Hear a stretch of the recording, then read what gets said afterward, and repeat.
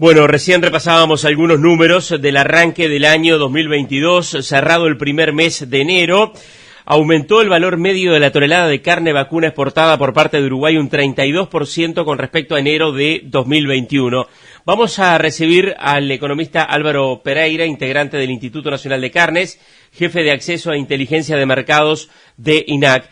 Álvaro, en primer lugar, antes de hablar de algunos mercados puntuales, de la estrategia que está llevando adelante Uruguay en este 2022 para mantener este momento de la carne y hablar de algunos mercados y opciones, ¿qué lectura haces de este arranque de 2022 y de este dato con respecto a lo que fue el comienzo del año pasado? Buen día y gracias por acompañarnos. Buenos días, Martín. Un saludo para ti y para toda la audiencia.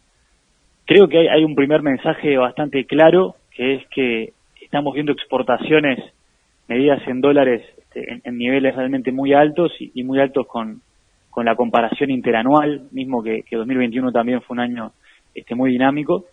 Y la gran explicación está en los precios, ¿no? Cuando uno mira las cantidades, son unas cantidades similares. Hay un poco de compensación, algunos mercados que suben, otros que bajan, pero las cantidades son similares. Lo que vemos son precios realmente muy importantes, y ahí la gran explicación que nos está dando el mercado es que hay alguna restricción de oferta en los competidores. Uh-huh. Vemos a Australia, que está un poco con menos disponibilidad de ganado, y después vemos a Argentina con algunas políticas de restricción de exportación, y bueno, esa combinación hace que para los países que tenemos que no tenemos esta restricción haya precios realmente importantes para aprovechar.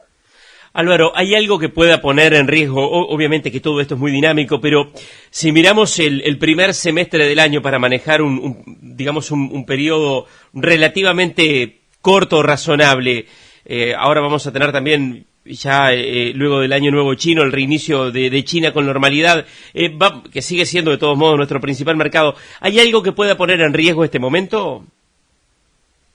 Lo fundamental es siempre mantener los accesos sanitarios. Nosotros en general cuando salimos a la prensa y cuando hablamos de lo que sería el futuro de la ganadería, siempre hablamos de abrir nuevos mercados y de conseguir tratados de libre comercio, pero la clave a la hora de mantener lo que hay es mantener el estatus sanitario y mantener las aperturas que tenemos. Y si queremos una demostración, podemos ver lo que fue el precio del ganado en Brasil fin del año pasado, cuando se quedaron sin China. El ganado en todo el mundo siguió subiendo, y en Brasil se desacopló completamente y bajó 15-20% en 2 meses. Entonces, a la hora de mantener los resultados, es fundamental que el sistema sanitario siga dando las garantías y que los países importadores sigan confiando en la carne uruguaya como un producto seguro. Claro. Desde el punto de vista de la demanda, además de este tema que es importantísimo, ¿no ven algo que pueda afectar este momento del mercado en lo que es la relación oferta-demanda? No, los fundamentos del mercado son firmes. Realmente uno mira que hay un conjunto de países donde se está dando un crecimiento económico importante y que su importación de carnes es estructural porque no pueden producirla. Estos países están comiendo muy por debajo del promedio mundial, comen cada vez más, su consumo crece año a año. Ni siquiera una pandemia mundial pudo hacer que la importación de alimentos temblara en esos países. Entonces realmente vemos que hay fundamentos que permiten ser optimistas hacia adelante con lo que es la demanda. Uh-huh. Álvaro, comenzó esta ventana de faena cuota 481 con la particularidad en este arranque de 2022 de una reducción en el volumen total para los países que participamos de la cuota luego del acuerdo Estados Unidos-Europa. ¿Cómo se ve hoy el tema 481 y cómo puede estar jugando esto en lo que es sobre todo la producción de carne de corral en Uruguay?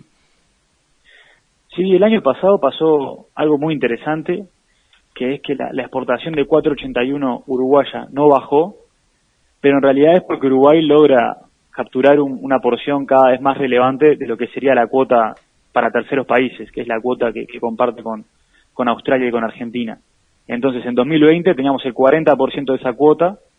Para mantener ese volumen en 2021 tuvimos que esforzarnos más, y hicimos 50%. Y si realmente queremos seguir manteniendo este volumen de exportación, este año deberíamos hacer 60%. Entonces, es muy difícil pensar que Uruguay va a seguir pudiendo desplazar sistemáticamente a los competidores y que siempre vamos a poder seguir exportando el mismo volumen de 481. Lamentablemente, desde el Instituto anticipamos que más temprano tiempo. Más temprano o más tarde esta exportación va a empezar a caer. Si tuviéramos acceso pleno a todos los mercados del mundo y tuviéramos TLCs con todos los países del mundo, de repente un destino natural sería Japón, que es por ejemplo a donde Australia manda sus lomos. Podríamos pensar en Suiza, por ejemplo, si Mercosur tuviera el Tratado de Libre Comercio en vigor.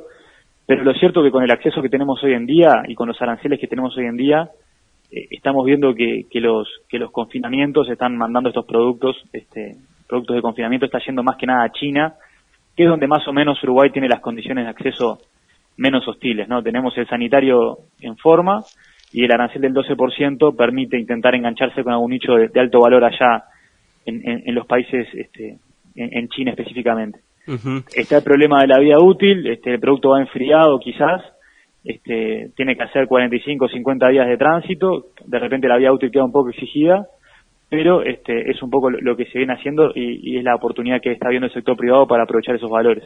Claro. Álvaro, a propósito de tratados de libre comercio, ¿cómo han trabajado desde INAC en lo que es el área de acceso a mercados en el tema del análisis de factibilidad del posible tratado de libre comercio Uruguay y China? ¿Qué evaluación han hecho en este sentido con respecto al tema China, que además es nuestro principal mercado para la carne? Bien, nosotros hicimos una evaluación que básicamente lo que hacía era intentar ajustar expectativas entre todos los participantes del sector público y más o menos también fue transmitido al sector privado, está en la web del instituto, que básicamente qué se puede esperar de este acuerdo para los sectores de la cadena cárnica. Y ahí la gran referencia es lo que ha firmado China anteriormente, ¿no? ¿Cuáles son los antecedentes? Este ejercicio de revisión de antecedentes es una práctica relativamente estándar a la hora de estudiar esto y lo que vemos es que China no protege su cadena cárnica. Cuando China firma un tratado de libre comercio deja el arancel en cero para todos los productos cárnicos. Y me refiero a bovino, a ovino, aviar, porcino y menudencias. Los aranceles van a cero. Entonces realmente si Uruguay quedara enfrentado a un arancel en estas cadenas sería una novedad, algo nuevo que nunca pasó. Donde entra la discusión es en qué plazo te desgravan. A los países que no los ven como amenazantes, como Singapur, la desgravación fue inmediata. Algún país que vieron con mayor preocupación, como fue Australia en su momento, lo metieron en un proceso de desgravación de 10 años. Entonces, en realidad, el juego para la carne uruguaya es ver en cuánto tiempo se llega al 0% de arancel. Tenemos la expectativa de que sea lo más rápido posible, dado que Uruguay ya no puede ser una amenaza para China, porque en realidad ya exporta una cantidad de volumen realmente muy importante. Entonces, pensar que nosotros somos amenazantes para ellos, ya me parece que no corresponde. Uh-huh. Pero en realidad ese es un poco nuestro ejercicio de evaluación. Claro, claro. Álvaro, ¿y con Turquía qué análisis se ha hecho? Porque el otro posible acuerdo de libre comercio es con Turquía, lo anunció el año pasado el presidente de la República. Turquía ha sido un mercado importante para el ganado en pie. ¿Cómo lo han evaluado desde el punto de vista de la carne a Turquía? Bien, en realidad a priori me gustaría no expresarme al respecto al día de hoy porque no lo tenemos tan estudiado en profundidad. En gran medida porque Turquía involucra no solo temas arancelarios, la cadena cárnica en Turquía tiene también otro conjunto de políticas públicas atravesadas, por ejemplo, subsidios a los productores, etcétera. Entonces, a la hora de calibrar bien qué puede hacer Uruguay con Turquía, nos gustaría tomarnos un poco más de tiempo porque no es solo aranceles lo que está en juego, me parece. Uh-huh. Tema Estados Unidos. Recuerdo que el año pasado se participó de la reunión de la MAICA, la gremial de importadores de carne, y se habló de la posibilidad de explorar un mejor acceso a Estados Unidos, donde está esta cuota de 20.000 toneladas y por fuera de esto se paga el arancel del 26,4. ¿Cómo viene el tema Estados Unidos y qué puede pasar si es que hay expectativas de que ocurra algo en este año? Bien, ahí de lo que fue la participación de INAC en esta reunión de importadores norteamericanos, me parece que el principal destaque es que logramos obtener una nota de este gremio manifestando su interés en un tratado de libre comercio entre Uruguay y Estados Unidos, y eso sería un poco el mecanismo que permitiría solucionar el problema arancelario de Uruguay de forma orgánica, ¿no? Transversal y total sería que Uruguay y Estados Unidos tuvieran algún tipo de tratado en esa línea. Adicionalmente se están explorando otras alternativas, pero se están explorando, digamos, a un nivel de ideas y todavía es muy difícil pensar en qué plazos, qué cosas se pueden llegar a hacer. Se está estudiando el tema, pero en realidad en estos asuntos en general lo que uno ve cuando estudia el mercado y cuando estudia los antecedentes es que en general la solución es un tratado de libre comercio.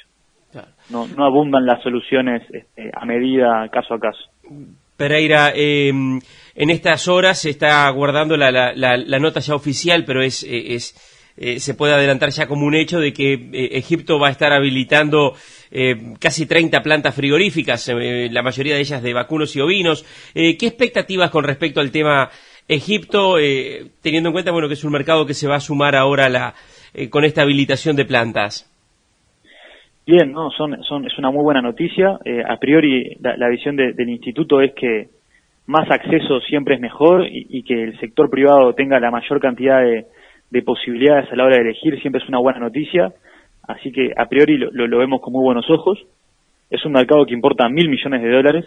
Les recuerdo que el mercado de carne bovina total es por 50.000 millones, entonces Egipto es 2%, realmente muy importante. Y aquí el tema es que el 95% de la importación de Egipto viene desde Brasil y desde la India. Entonces vemos que hay un escalón de precio que está un poco por abajo. Luego hay un complejo hotelero turístico en las costas del Mediterráneo y en el Cairo, que eso es básicamente carne australiana y estadounidense, de precios realmente muy elevados, pero ese es un nicho de básicamente 5% del total. Entonces, si Uruguay pudiera insertarse ahí, sería realmente una muy buena noticia, pues estamos hablando de precios realmente muy, muy altos, pero lo que es el comercio de mayor volumen está un escalón abajo y es con Brasil y con la India. Bien, para finalizar, ahora en estos próximos días una delegación de Uruguay, va el presidente de la República también, participan de un evento en Dubái. ¿Qué expectativas para este evento y para esa región en lo que tiene que ver al tema carne?